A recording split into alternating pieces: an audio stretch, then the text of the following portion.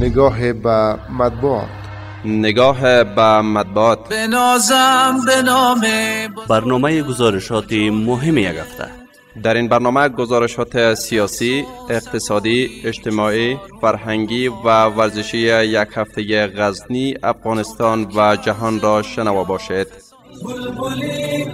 این برنامه را روزهای پنجشنبه ساعت 8 صبح و تکرار آن را ساعت 6 شام همین روز از رادیو ملی غزنی فراموش نکنید.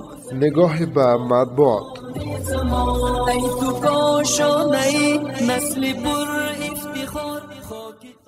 به نام و یاد خداوند بخشاینده و مهربان، عرض سلام و وقت بخیر خدمت تمامی شنونده ها و علاقمندان برنامه نگاه به مطبوعات.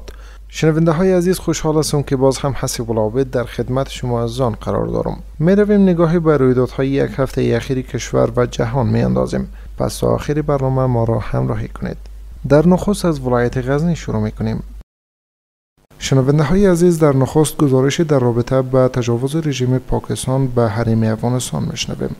امارت اسلامی میگوید تجاوز اخیر ملیشه‌های پاکستانی بر حریم افغانستان در تضاد با تمامی نرم‌های قبول شده بین المللی است. شرح بیشتر در گزارش از همکارم. حملات هوایی شب گذشته ملیشه‌های پاکستانی بر بخشی از ولایت‌های خوست، پکتیکا و کنر. در این حملات که افراد ملکی و خانه‌های مسکونی هدف قرار گرفتند، 20 تن به شمول زنان و کودکان شهید و زخمی شدند.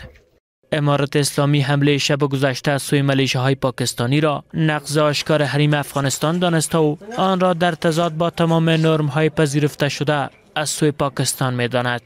د پاکستانی پوځیانو دغه ډول جنایت نه یوازې دا چې کومه لاسته راوړنه نه ده، بلکې یو ځل بیا ثابته شوه چې د غلطو معلوماتو پر اساس اقدام د وضعیت له لا ترنګلتیا او د پاکستان د پوځي رژیم له رسوایی او ناکامۍ پرته بله پایله نشي درلودلی.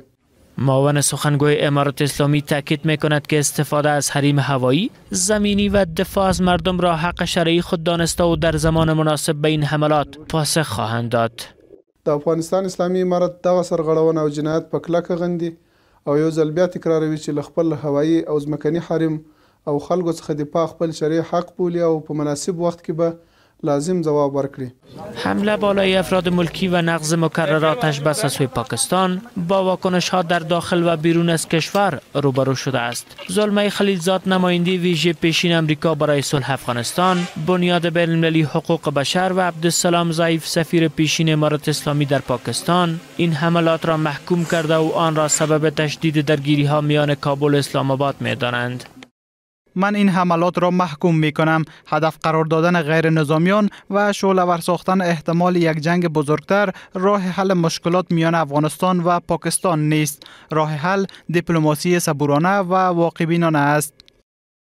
هدف قرار دادن خانه‌های مسکونی و مردم ملکی که منجر به تلفات آنان شده است، نقض شدید قوانین بین المللی حقوق بشر و اصول انسانی به شمار می رود. بنیاد بین المللی حقوق بشر خواستار تحقیق فوری برای تأمین عدالت به قربانیان است. اصرار پاکستان برای اینه که به نوعی ناامنی هایی که در درون خود پاکستان صورت میگیره به نوعی اونها را منشأش بیرونی بدانه و اون منشأ بیرونی را هم متصل کنه به امارت اسلامی و افغانستان و چنین چیزی برای افغانستان قابل قبول نیست. امیدوار هستم تا جهان، ملل متحد، شورای امنیت ملل متحد با این تازش‌های ناسوده و ناشیانه پاکستان برخورد جدی کنند. کارشناسان امور به این باورند که اسلام آباد قادر به کنترل بحران داخلی نیست و به همین دلیل به گونه مکرر آتش بس را نقض کرده است. ادامه این وضعیت و حملات نظامی پاکستان علیه افغانستان را ثابت می‌سازد که پاکستان خواستار حل تنش‌های مسالمت‌آمیز نمی باشد و این حملات شدیداً تنش‌زا است که منجر به بی‌ثباتی مرزی و تنگ‌تر شدن فضای گفتگوها می‌شوند. این در حالی است که مذاکرات میان هیئت امارت اسلامی و پاکستان در استانبول ترکیه به دلیل خواسته های غیر معقول هیئت اسلام آباد بی نتیجه به پایان رسید. کار ساخت 30 کیلومتر سرک ولسوالی های ارجستان الی مالستان ولایت غزنی که از ساحه کوتل اتفاق می‌گذارد آغاز شد. با گفته مسئولین، این سرک به هزینه 346 میلیون افغانی اعمار می شود که با تکمیل آن مشکلات در رفت آمد مسافران این مسیر تا اندازه حل خواهند شد. شرح بیشتر در گزارش از همکارم ذکرالله رسولی. باشندگان ولسوالی اجرستان غزنی که در گذشته از تطبیق پروژه های زیربنای محروم بودند، اکنون ریاست فواید عامه این ولایت کار ساخت و جغلاندازی 3 کیلومتر سرک این ولسوالی را آغاز کرده است. به گفته مقامات در ساخت سرک ولسوالی اجرستان الی مالستان 346 میلیون افغانی بودجه مصرف خواهند شد که کار آن در مدت 16 ماه کاری تکمیل می شود. دغه سرک طول یا درازي 10 کیلومتره ده چې په حال په قرارداد ورکړل شوی ده په 346 میلیونه څه باندې دا قرارداد شوی ده چې د قرارداد ختمېدو نیټه 14 میاشتې کې به د سرک تکمیلوي او موږ ته به تسلیموي. دې کې چې دی ډېر غټه پیمانه باندې کټینګونه دي چې دې کې کټینګونه کیږي او دې کې بیا استنادي دیوالونه دي پلچکونه دي تقریبا د 180 او د 200 دانو په اندازه باندې پلچکان پکې دي.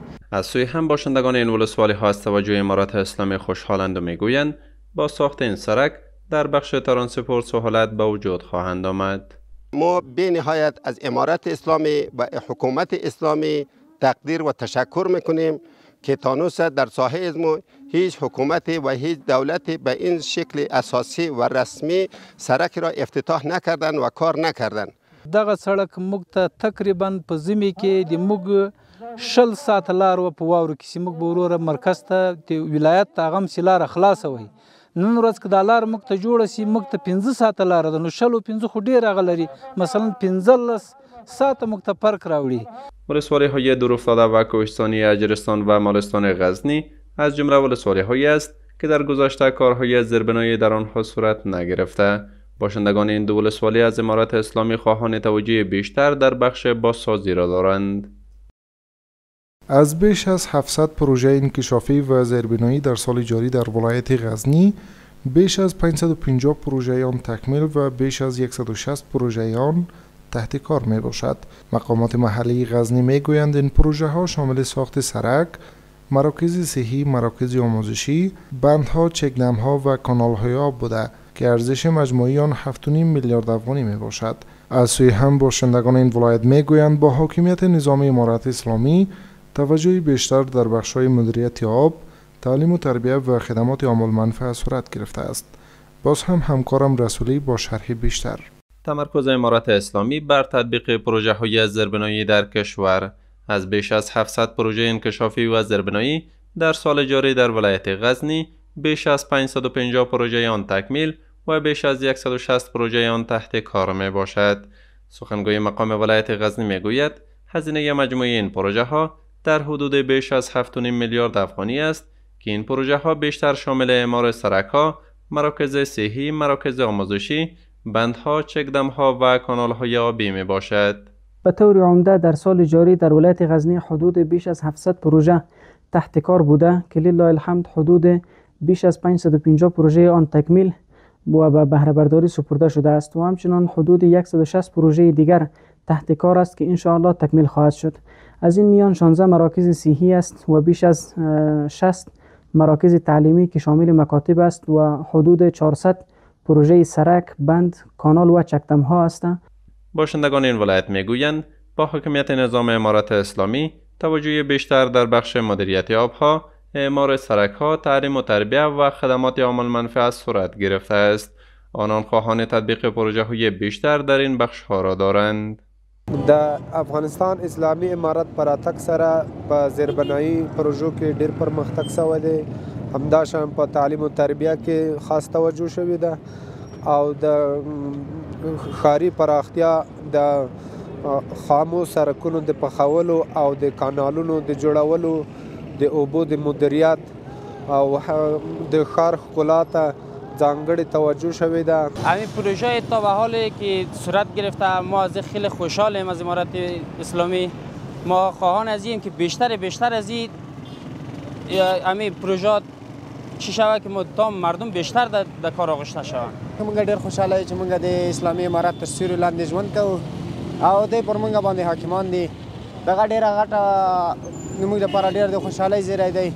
وروسته بیا که موږ راشو د کابل غزني لویه لار ده دوی موږ ته ډېر خدمت کړی دی. موږ هر وخت له دوی سره یو دوی له موږ سره دي. موږ نور هم غواړو چې تر څو دوی موږ ته خدمت وکړي نورې پروژې راته فعاله کړي. این در حالی است که امارات اسلامی بر تطبیق پروژه های بیشتر در کشور تمرکز داشته. به گفته مقامات هدف از تطبیق این پروژه ها کاهش فقر و ایجاد اشتغال از طریق توسعه زیرساخت‌های بلند مدت می باشد.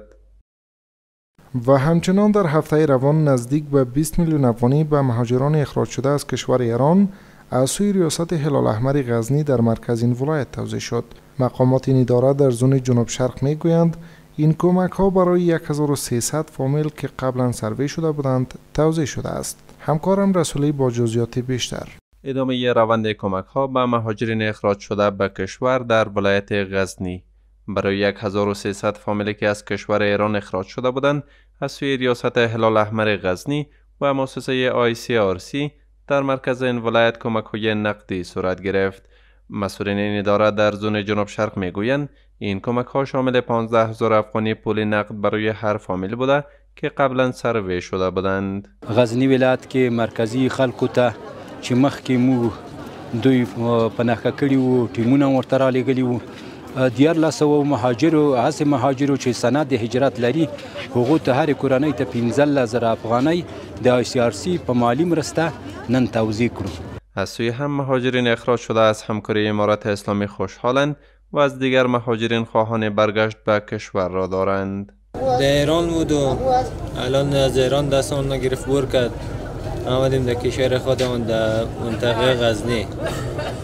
الان هم دولت دستشان درد نکنه کار خوب میکردن در اون مردم خوشحال میکنن دست مهاجر بند نباشه در کسی کارشون هم خیلی خوب است. خواست ما است که جوانا بیاین اینجا فعلا اینجا افغانستان کدام گپ نیست قرار بیغمی است امنیت است دولت هم در این زمینه خیلی همکاری مونه برای مردم و توزیع کمک است و زمینه کاری بسیار فراهم است در این وقت. به گفته مسئولین ریاست امور مهاجرین و عودت کنندگان غزنی در سالهای اخیر از کشورهای پاکستان، ایران، تاجیکستان و ترکیه 8488 فامیل مهاجر به ولایت غزنی برگشتند. و همچنان آرامگاه و پارک سلطان محمود غزنوی از سوی وزارت اطلاعات و فرهنگ به همکاری یک نهاد ترکی به هزینه $90,000 بازسازی شد. در مراسم بهره برداری این پروژه معین فرهنگ و هنر وزارت اطلاعات و فرهنگ، سفیر ترکیه در افغانستان و مقامات امارات اسلامی در غزنی نیز حضور داشتند. سفیر ترکیه و مقامات امارات اسلامی بر همکاری مردم دو کشور در بخش‌های مختلف تاکید کرده و نیز شخصیت سلطان محمود غزنوی رحمت الله علیه را در گسترش اسلام مهم دانسته و همچنان از ساخت یک موزیم علمی در کنار پارک این شخصیت تاریخی خبر دادند. همکارم ذکرالله رسولی جزئیات می‌دهد. بازسازی آرامگاه و پارک تفریحی سلطان محمود غزنوی از سوی وزارت اطلاعات و فرهنگ کشور به همکاری یک نهاد ترکی به مبلغ $90,000 آمریکایی. در مراسم بهره برداری این پروژه معین فرهنگ و هنر وزارت اطلاعات و فرهنگ، سفیر ترکیه در افغانستان و مقامات امارات اسلامی در غزنی نیز حضور داشتند.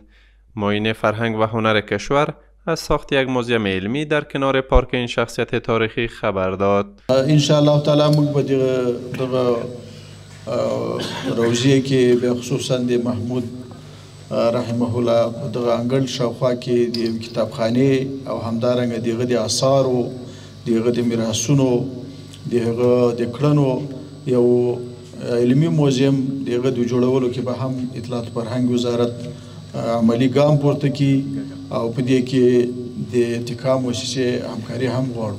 از سوی هم سفیر ترکیه در افغانستان در سخنانش بر همکاری دو کشور مانند گذشته در بخش‌های مختلف یادآور شد. Kendisinin de söylediği gibi Türk ve Afgan halkları tarih boyunca birbirlerinin yanında oldu. لکه څنګه ستاسو هم ذکر وکړ ترکیه او د افغانستان خلک تاریخ په ټول کې دیو بل ترڅنګ ولاړو. والی غزنی درباره شخصیت سلطان محمود غزنوی صحبت کرده و وی را در گسترش دین اسلام شخص مهم دانست. محمود صاحب اسلام یو ستر خادم او د مسلمانانو یو ستر رهبر تیر شوی دی او دا دین او دا اسلام چې تر دې اندازې پورې رسېدلی دی دا هم د داسې کسانو په واسطه سره رسېدلی دی لکه سلطان محمود صاحب. به گفته مقامات در غزنی با حاکمیت نظام امارات اسلامی در کشور به تعداد 20 آبده تاریخی از سوی وزارت اطلاعات و فرهنگ و نهادهای همکار در این ولایت ترمیم و بازسازی شده و به تعداد 10 آبده تاریخی دیگر نیز به بازسازی نیاز دارد. و همچنان در هفته روان دهها پروژه در بخش‌های آبرسانی و صحت در ولسوالی‌های اجرستان و مالستان غزنی بعد از ترمیم و بازسازی به ارزش نزدیک به 15 میلیون افغانی به بهره برداری سپرده شد. مقامات در این ولایت میگویند با بهره برداری این پروژه ها برای ده‌ها تن از باشندگان محل زمینه کار مساعد شده است.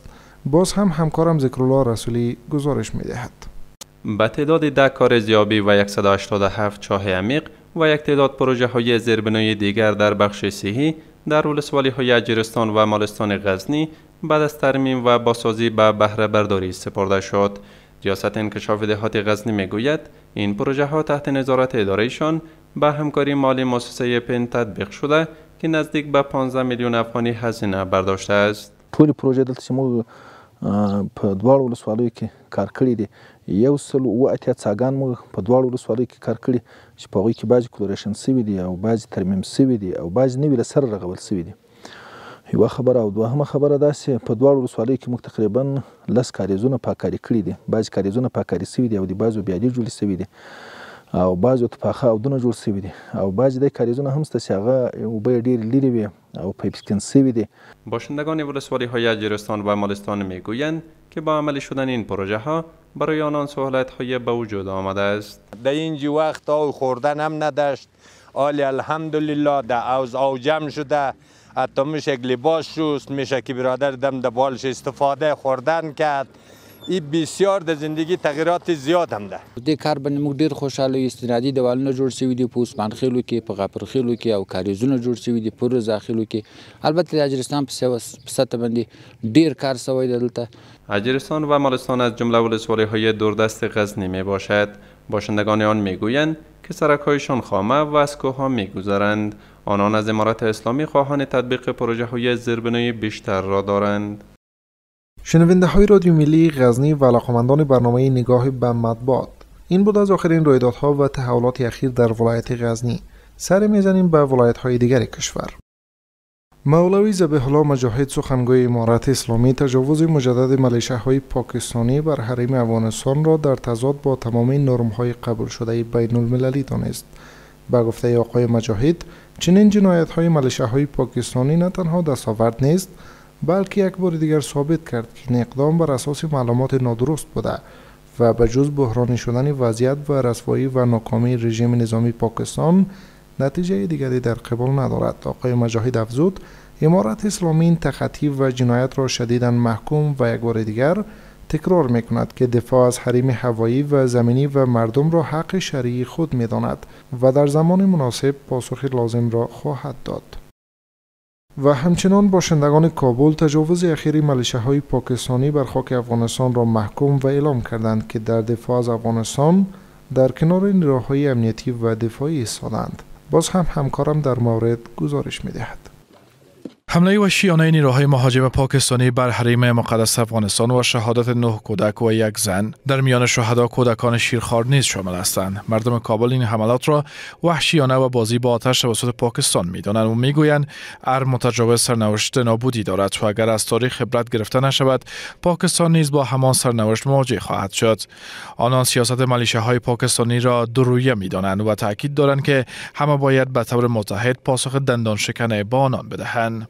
ما ته ضرورت پیدا سی د ما زم دا اوس د کور سرپرست ما نو زه د کور سرپرستی نه ورته تیر ما پوه ورزم ور سره جنگیږم او افغان ځواکونو سره وګه په وګه ودرېږم. پاکستان ته موږ جنگ ته تیار یو او پاکستان ته غواړو چې هر وخت ماته ورکم 100 نفر دی راکړي دا نن ورزم چې کومه پوسته 2-3 پوستې مې ونه والې بیا به ځان ته کونړی نه وم بیا به هېڅ شی نه یم.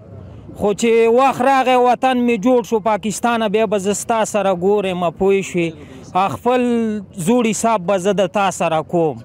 آنان می‌افزایند که مردم با شهامت افغانستان در طول تاریخ هر متجاوز را به خاک ذلت انداختند و ملیشه‌های پاکستانی باید از تاریخ عبرت بگیرند. به گفته شهروندان افغان‌ها همیشه برای پاسخ به هر متجاوز در یک صف واحد ایستاده‌اند. افغانان ټول نړۍ ته معلومه ده چې ټول نړۍ خلک دی ته حیران پاتې دي. نو چې 48 دولتو ته ماتې ورکړي انشاءالله دی ته به ماتې ورکوو. خپل وطن کې موږ ته د ژوند کولو حق نه راکوي او یو اول بار دویم دریم څلورم نور پاکستان یې موږ د حوصلې ازمایښت نه کوي، ځکه نړیوال ته معلومه ده چې افغانان څنګه خلک دي، افغانستان څنګه خاوره ده، باید افغانان سره گزاره وکړي.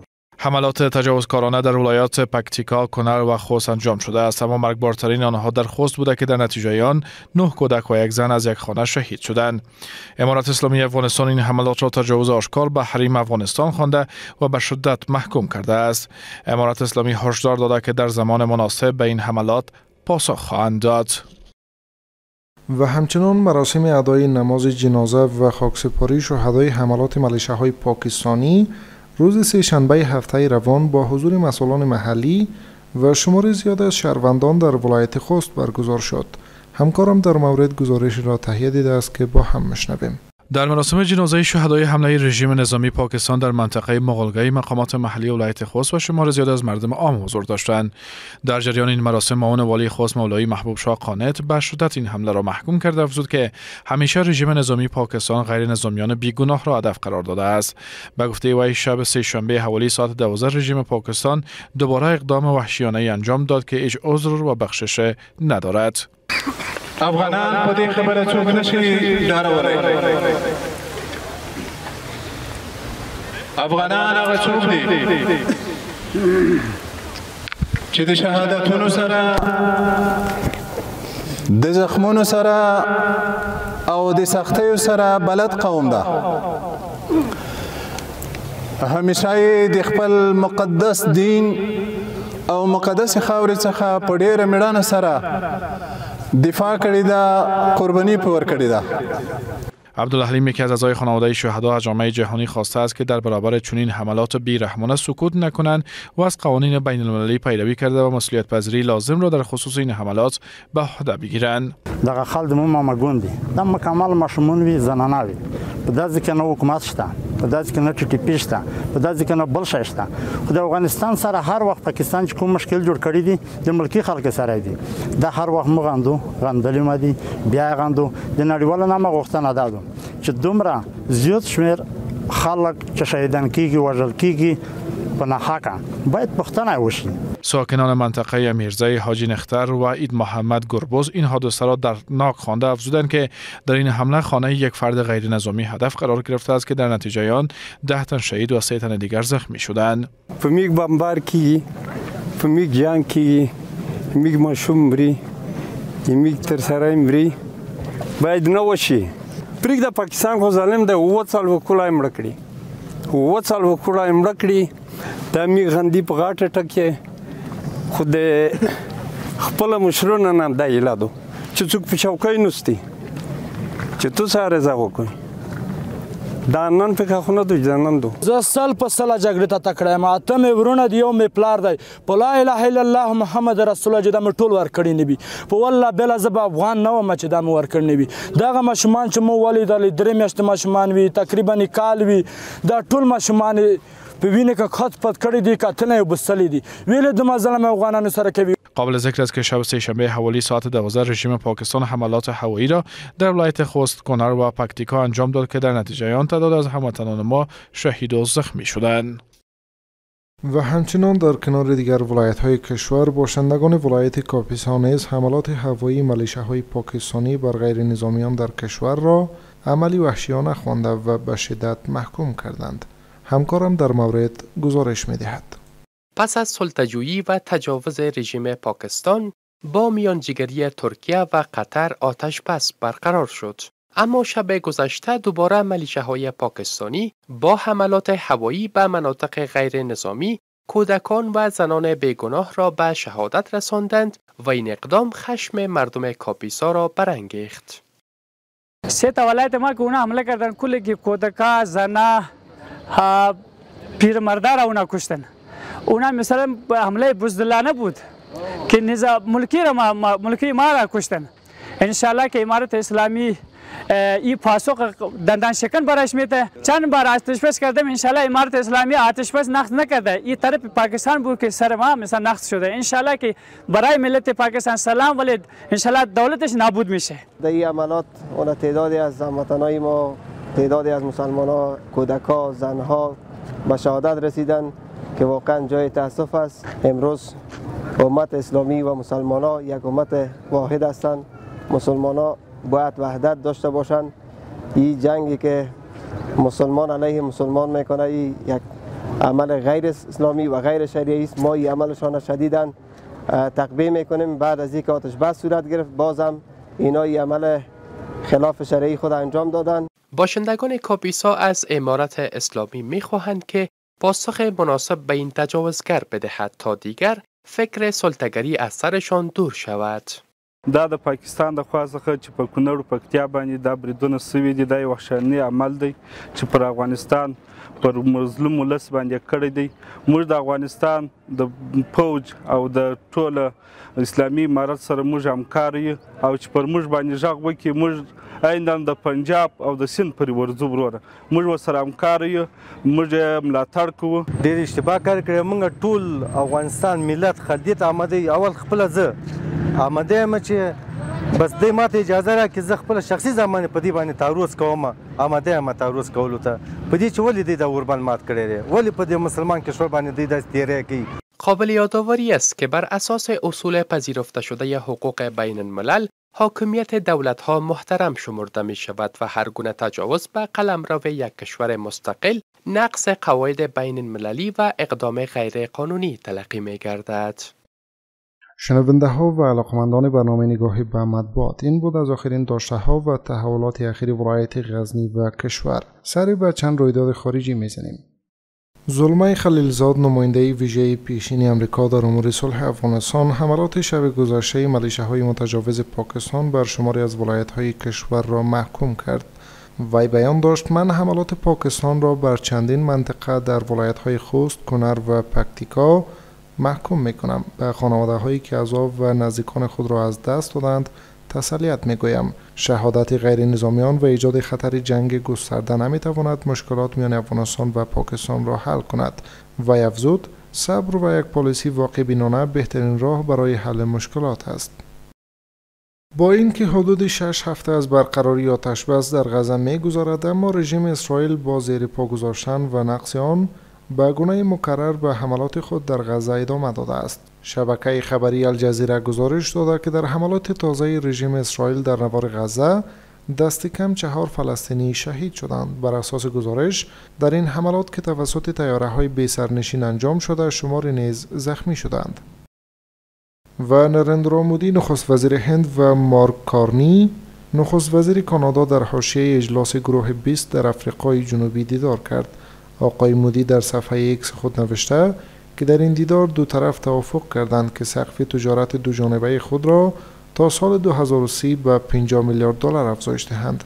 نخست وزیر هند افزود که دو طرف همچنان توافق کرد که روابط خود را به ویژه در زمینه تجارت، سرمایه‌گذاری، فناوری و نوآوری، انرژی و آموزش گسترش دهند. شنونده های رادیو ملی غزنی و علاقمندان برنامه، این بود از آخرین داشته ها و رویدادهای اخیر غزنی، کشور و منطقه. امید است که تا این لحظه ما را همراهی کرده باشد. تا برنامه بعد که بازم من سبلابد در خدمت شما عزیزان قرار میگیرم. شما را به خداوند به همتا و مهربان میسپارم. پیروز، شادمان و کامگار باشین. الله نگهدارتان. نگاه به مطبوعات. نگاه به مطبوعات. برنامه گزارشات مهم یک هفته.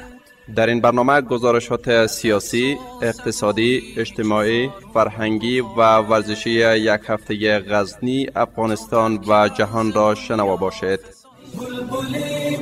این برنامه را روزهای پنجشنبه ساعت 8 صبح و تکرار آن را ساعت 6 شام همین روز از رادیو ملی غزنی فراموش نکنید. نگاه به مطبوعات.